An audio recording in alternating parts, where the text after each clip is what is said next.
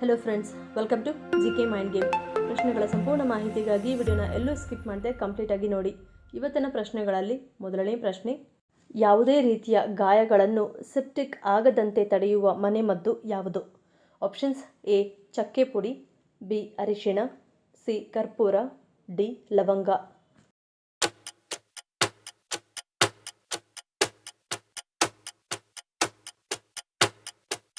ಸರಿಯಾದ ಉತ್ತರ option C ಕರ್ಪೂರ. ಕರ್ಪೂರವು ನಂಜು ನಿರೋಧಕ ಗುಣಗಳಿಂದ ಕೂಡಿದೆ. ಆದ್ದರಿಂದ ಇದು ಯಾವುದೇ ಗಾಯವನ್ನು ಸೆಪ್ಟಿಕ್ ಆಗಲು ಅನುಮತಿಸುವುದಿಲ್ಲ. ಈ ಕರ್ಪೂರವು ಗಾಯಗಳನ್ನು ತ್ವರಿತವಾಗಿ ಗುಣಪಡಿಸುವಲ್ಲಿ ನಿಪುಣವಾಗಿದೆ. ಕರ್ಪೂರವು ಉರಿಯೂತ ನಿವಾರಕ ಗುಣಗಳನ್ನು ಹೊಂದಿರುವುದರಿಂದ ದೇಹದ ನೋವಿನ ಸಮಸ್ಯೆಗಳಿಂದ ತ್ವರಿತವಾಗಿ ನಿವಾರಿಸುತ್ತದೆ. ಈ ಕರ್ಪೂರ ದೇಹದ ವಿವಿಧ ಭಾಗಗಳ ನೋವನ್ನು ನಿವಾರಿಸಲು ರಾಮಬಾಣವಾಗಿದೆ. ಎರಡನೇ ಪ್ರಶ್ನೆ, ಮಗು ತಾಯಿಯ ಗರ್ಭದಲ್ಲಿ ಇರುವಾಗಲೇ ಯಾವ ವಿಷಯ ನಿರ್ಧಾರವಾಗಿರುತ್ತದೆ? ಆಪ್ಷನ್ಸ್: ಎ ಕರ್ಮ, ಬಿ ವಯಸ್ಸು, ಸಿ ಸಂಪತ್ತು, ಡಿ ಮೇಲಿನ ಎಲ್ಲವೂ.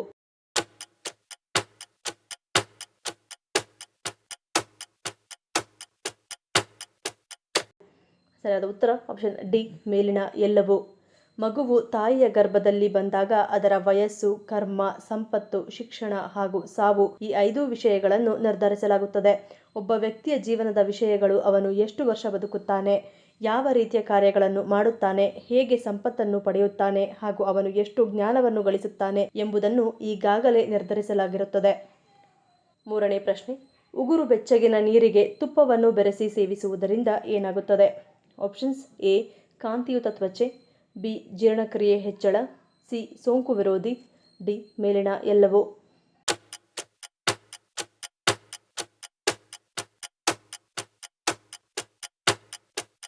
ಸರಿಯಾದ ಉತ್ತರ ಆಪ್ಷನ್ ಡಿ ಮೇಲಿನ ಎಲ್ಲವೂ. ತುಪ್ಪವು ಬ್ಯೂಟರಿಕ್ ಎನ್ನುವ ಆಮ್ಲವನ್ನು ಹೊಂದಿದ್ದು ಆರೋಗ್ಯಕರ ಕರುಳಿನ ಒಳಪದರವನ್ನು ಉತ್ತೇಜಿಸುತ್ತದೆ.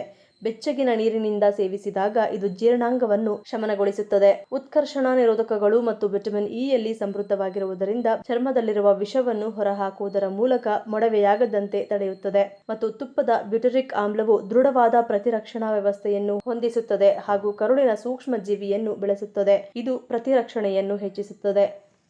ನಾಲ್ಕನೇ ಪ್ರಶ್ನೆ, ಆನೆಕಾಲು ರೋಗ ಯಾವ ಜೀವಿಯ ಕಡಿತದಿಂದ ಮನುಷ್ಯರಿಗೆ ಬರುತ್ತದೆ? ಆಪ್ಷನ್ಸ್: ಎ ಸೊಳ್ಳೆ, ಬಿ ಚೇಳು, ಸಿ ಜರಿ, ಡಿ ಜೇನುಹುಳು.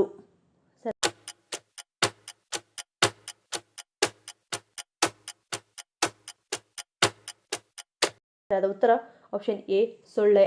ಆನೆಕಾಲು ರೋಗ ಸೊಳ್ಳೆ ಕಡಿತದ ಮೂಲಕ ಮನುಷ್ಯರಿಗೆ ಹರಡುವ ಪರಾವಲಂಬಿ ಸೂಕ್ಷ್ಮಾಣು ಜೀವಿ ಸೋಂಕು. ಈ ಸೋಂಕು ತೋಳುಗಳು, ಕಾಲುಗಳು ಮತ್ತು ಜನನಾಂಗಗಳಲ್ಲಿ ಊತವನ್ನು ಉಂಟುಮಾಡುತ್ತದೆ. ಕಾಲುಗಳು ಊದಿಕೊಂಡು ಆನೆಗಳ ಕಾಲುಗಳಂತೆ ಕಾಣುತ್ತವೆ. ಆದ್ದರಿಂದಲೇ ಈ ರೋಗಕ್ಕೆ ಆನೆಕಾಲು ರೋಗ ಎಂಬ ಹೆಸರು ಬಂದಿದೆ.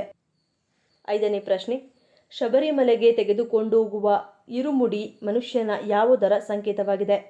ಆಪ್ಷನ್ಸ್: ಎ ಪಾಪ, ಬಿ ಪುಣ್ಯ, ಸಿ ದೇಹ, ಡಿ ಆತ್ಮ.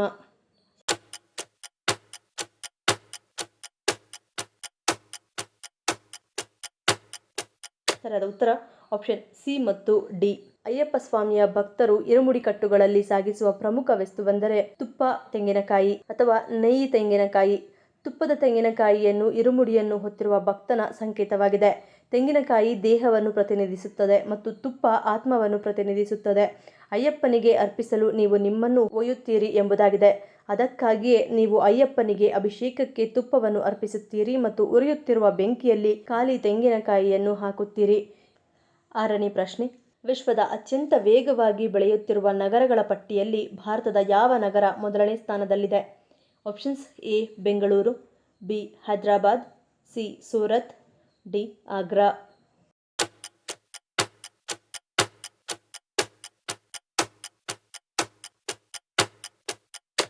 ಸರಿಯಾದ ಉತ್ತರ ಆಪ್ಷನ್ ಸಿ ಸೂರತ್. ಸೂರತ್ನ ಅಂದಾಜು ಸರಾಸರಿ ಬೆಳವಣಿಗೆ ದರ 9.2% ಸೂರತ್ ವಿಶ್ವದ ಅತ್ಯಂತ ವೇಗವಾಗಿ ಬೆಳೆಯುತ್ತಿರುವ ನಗರವಾಗಿದೆ. ಗುಜರಾತ್ ರಾಜ್ಯದಲ್ಲಿ ನೆಲೆಗೊಂಡಿರುವ ನಗರವು ಸುಮಾರು 4.46 ಮಿಲಿಯನ್ ಜನಸಂಖ್ಯೆಯನ್ನು ಹೊಂದಿದೆ ಮತ್ತು ಇದು ದೇಶದ 8 ದೊಡ್ಡ ನಗರ ಪ್ರದೇಶವಾಗಿದೆ. ಏಳನೇ ಪ್ರಶ್ನೆ, ಯಾವ ಹಣ್ಣನ್ನು ಅತ್ಯಂತ ಅಪಾಯಕಾರಿ ಹಣ್ಣು ಎಂದು ಹೇಳಲಾಗುತ್ತದೆ? Options: A strawberry, B Persian, C ಹಲಸಿನ ಹಣ್ಣು, ಡಿ ನೇರಳೆ.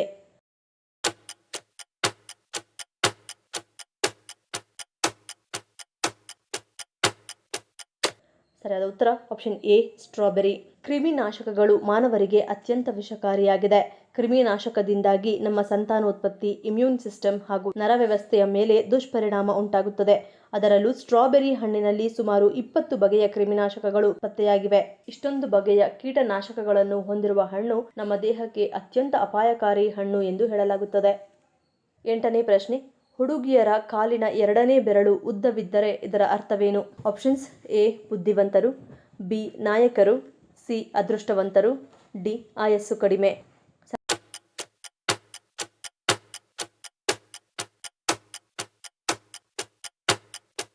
ಸರಿಯಾದ ಉತ್ತರ ಆಪ್ಷನ್ ಎ ಮತ್ತು ಬಿ. ಹೆಬ್ಬೆರಳಿನ ಪಕ್ಕದ ಬೆರಳು ಉದ್ದವಾಗಿದ್ದರೆ ಇವರಲ್ಲಿ ನಾಯಕತ್ವದ ಗುಣವಿರುತ್ತದೆ. ತಾವು ಹೇಳಿದಂತೆ ಎಲ್ಲವೂ ಆಗಬೇಕು ಎಂಬ ಮನೋಭಾವ ಇವರಲ್ಲಿ ಹೆಚ್ಚು. ಹಾಗೆ ಇವರು ತುಂಬಾ ಬುದ್ಧಿವಂತರಾಗಿರುತ್ತಾರೆ. ಕಾಲಿನ 2ನೇ ಬೆರಳು ಉದ್ದವಾಗಿರುವ ಹೆಣ್ಣು ಮಕ್ಕಳು ಮನೆಯ ಒಡತಿಯ ಪಟ್ಟವನ್ನು ಬೇಗ ಪಡೆಯುತ್ತಾರೆ. ಹಾಗೆ ಅವರು ತಮ್ಮ ಕುಟುಂಬಕ್ಕೆ ಮೊದಲ ಆದ್ಯತೆ ನೀಡುತ್ತಾರೆ. ಏನನ್ನಾದರೂ ಸಾಧಿಸುವ ಛಲ ಇವರಲ್ಲಿ ಹೆಚ್ಚಾಗಿರುತ್ತದೆ.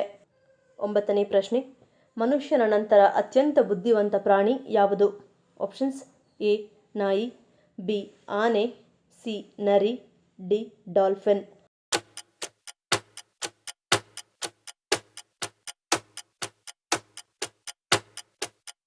ಸರಿಯಾದ ಉತ್ತರ ಆಪ್ಷನ್ ಡಿ ಡಾಲ್ಫಿನ್. ಮನುಷ್ಯನ ನಂತರ ಅಸಾಧಾರಣ ಬುದ್ಧಿವಂತಿಕೆಗೆ ಅತ್ಯಂತ ಪ್ರಸಿದ್ಧವಾದ ಪ್ರಾಣಿ ಡಾಲ್ಫಿನ್ ಆಗಿದೆ.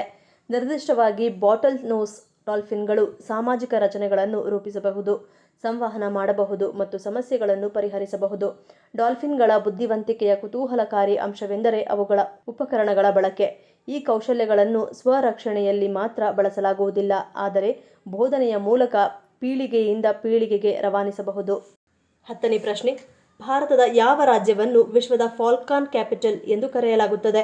Options: A Haryana, B Bihar, C Jharkhand, D Nagaland.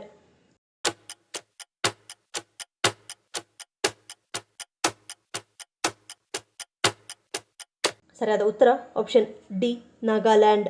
Nagaland ಅನ್ನು ಫಾಲ್ಕಾನ್ ಕ್ಯಾಪಿಟಲ್ ಆಫ್ ಇಂಡಿಯಾ ಎಂದು ಕರೆಯಲಾಗುತ್ತದೆ, ಏಕೆಂದರೆ ಇದು ವಾರ್ಷಿಕ ವಲಸೆಯ ಸಮಯದಲ್ಲಿ ಮಿಲಿಯನ್ಗಿಂತಲೂ ಹೆಚ್ಚು ಆಮೂರ್ ಫಾಲ್ಕನ್ಗಳನ್ನು ಹೊಂದಿದೆ. ಈ ಸಣ್ಣ ಹಕ್ಕಿಗಳು ಸೈಬೀರಿಯಾ ಮತ್ತು ದಕ್ಷಿಣ ಆಫ್ರಿಕಾಕ್ಕೆ ಸೇರಿವೆ. ಸೈಬೀರಿಯಾದ ಕಠಿಣ ಚಳಿಯಿಂದ ಪಾರಾಗಲು ಪಕ್ಷಿಗಳು ನಾಗಾಲ್ಯಾಂಡ್ನಲ್ಲಿ 1 ತಿಂಗಳ ಕಾಲ ಬೀಡು ಬಿಟ್ಟಿರುವುದು ಈ ವಲಸೆ ಹಕ್ಕಿಗಳು ಪರಿಸರ ವ್ಯವಸ್ಥೆಯಲ್ಲಿ ಸಮತೋಲನವನ್ನು ಕಾಯ್ದುಕೊಳ್ಳುವಲ್ಲಿ ಮತ್ತು ಕೀಟಗಳ ಸಂಖ್ಯೆಯನ್ನು ಪರಿಶೀಲಿಸುವ ಮೂಲಕ ನಿರ್ಣಾಯಕ ಪಾತ್ರವನ್ನು ವಹಿಸುತ್ತವೆ. ಈ ಪ್ರಶ್ನೆಗಳಲ್ಲಿ ನೀವು ಎಷ್ಟು ಪ್ರಶ್ನೆಗಳಿಗೆ ಸರಿ ಉತ್ತರವನ್ನು ಕೊಟ್ಟರೆ ಅನ್ನೋದನ್ನು ಕಮೆಂಟ್ ಮಾಡಿ ತಿಳಿಸಿ. ಈ ವಿಡಿಯೋ ನಿಮ್ಗೆ ಇಷ್ಟ ಆಗಿದ್ರೆ ಮರೀದೇ ಲೈಕ್ ಮಾಡಿ, ಶೇರ್ ಮಾಡಿ, ಸಬ್ಸ್ಕ್ರೈಬ್ ಮಾಡಿ. ನನ್ನ ಚಾನಲ್ನ ಇನ್ನೂ ಸಬ್ಸ್ಕ್ರೈಬ್ ಮಾಡಿದೆ ಹಾಗೆ ವಿಡಿಯೋಸ್ ನೋಡ್ತಿದ್ರೆ ಪ್ಲೀಸ್ ಸಬ್ಸ್ಕ್ರೈಬ್ ಮಾಡಿ, ಸಪೋರ್ಟ್ ಮಾಡಿ. ಮತ್ತೊಂದು ಇಂಟ್ರೆಸ್ಟಿಂಗ್ ವಿಡಿಯೋದೊಂದಿಗೆ ಸಿಗ್ತೀನಿ. Until love you all, take care.